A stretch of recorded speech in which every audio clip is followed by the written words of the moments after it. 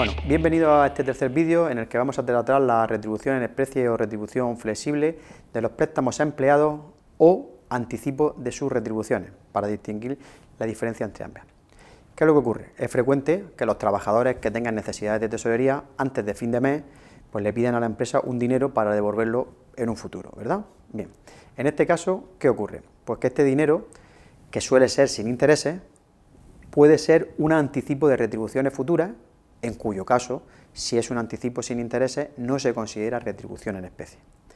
Pero también es posible que sea un verdadero préstamo sin cobrar intereses, ¿de acuerdo? Bien, acudimos al artículo 29.1 del Estatuto de los Trabajadores, que es el que le otorga el derecho al trabajador a recibir, si así lo solicita, sin que llegue el día señalado para el pago, anticipos a cuenta del trabajo ya realizado, ¿de acuerdo? Anticipo a cuenta del trabajo ya realizado, es lo que autoriza el Estatuto. Bien, para que sea un anticipo se tiene que tratar de cantidades que sean devengadas a favor del trabajador, aunque no haya nacido el derecho al pago, que suele ser a fin de mes, o suele ser a los X meses si se trata de vacaciones, julio, diciembre, o suele ser otros derechos o percepciones que vengan en el convenio de paga extra o de algún tipo de otra retribución, ¿de acuerdo? Bien, por ejemplo, si el día 20 de octubre se solicita una cantidad que se corresponde con la parte proporcional del sexenio devengado, o si además se solicita la parte de la paga extra devengada al 20 de octubre, y que se pagará, se devolverá a la empresa automáticamente en el momento en el que tiene derecho al cobro. Esto es un verdadero anticipo. Hay que decir que según la Dirección General de Tributos, las cantidades anticipadas por la nómina en curso, se hayan devengado o no, según los días trabajados, son anticipos y no constituyen retribución en especie. Es decir, importante, si en una nómina de 2.000 euros al mes, el día 10 se pide un anticipo de toda la nómina, ¿qué ocurre? Que por los 10 días llevamos devengados 666,66 euros. Y este concepto al que se tiene derecho laboralmente, según el 29.1 del Estatuto de los Trabajadores. ¿Pero qué ocurre por el resto? Es decir, nos van a dar el día 10 una nómina de 2.000, el resto son 1.333 que quedan por los 20 días, ¿de acuerdo?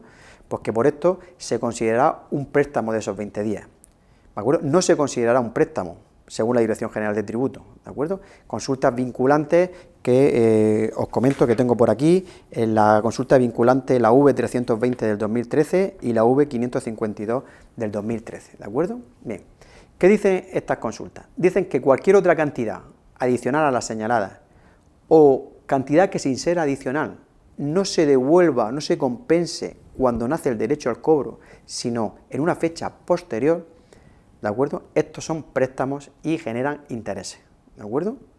Bien.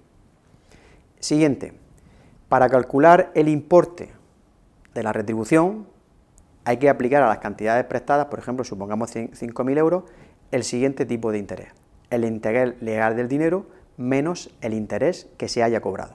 Por ejemplo, el interés legal del dinero para 2019 es del 3%. Supongamos que la empresa por el préstamo ha cobrado un 1% de interés. ¿Cuánto es la retribución en especie? El 3% del legal menos el 1 cobrado, un 2%. ¿Cuál es la cantidad? 5.000 euros, la cantidad prestada. ¿Cuál es la retribución en especie? 100 euros. A dicha cantidad, obviamente, hay que aplicar el correspondiente ingreso a cuenta, ¿de acuerdo? ¿Vale? Como suele ser habitual, que la retribución es pequeña, 100 euros, pues no se suele hacer nada. Este realmente es el error, ¿de acuerdo? No hacer nada.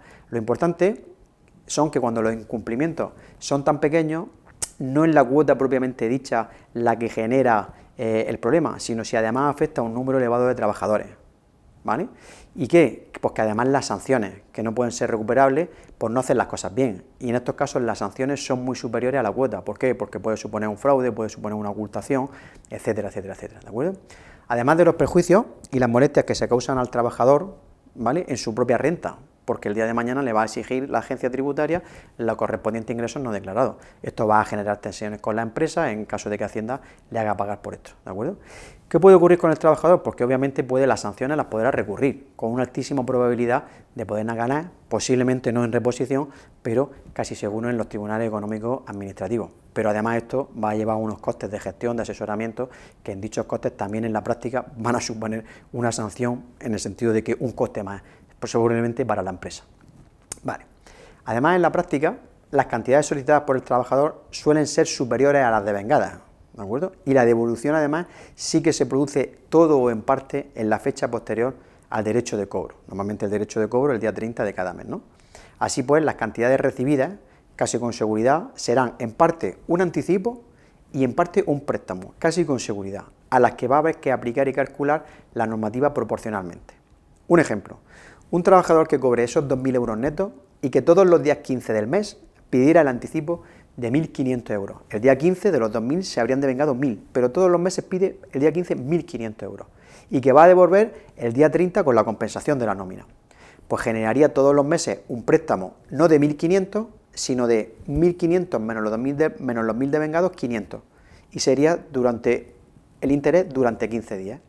Que si aplicamos el tipo de interés visto del 3%, pues al final se convertirá en unos 15 euros, ¿de acuerdo?, de media en una prolongación anual, ¿de acuerdo? Y esto va a generar una retribución en especie de 180 euros, que además son cotizables a la Seguridad Social. También es habitual pedir dinero extra, pero para devolverlo con las pagas extraordinarias.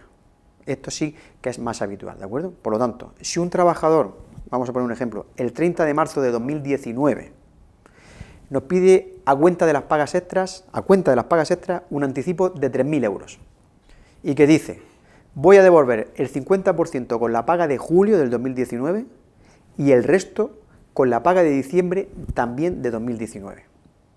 Suponiendo que las pagas extras sean de 1.500 euros cada una, ¿de acuerdo? ¿Qué es lo que ocurre a fecha 30 de marzo cuando lo pide?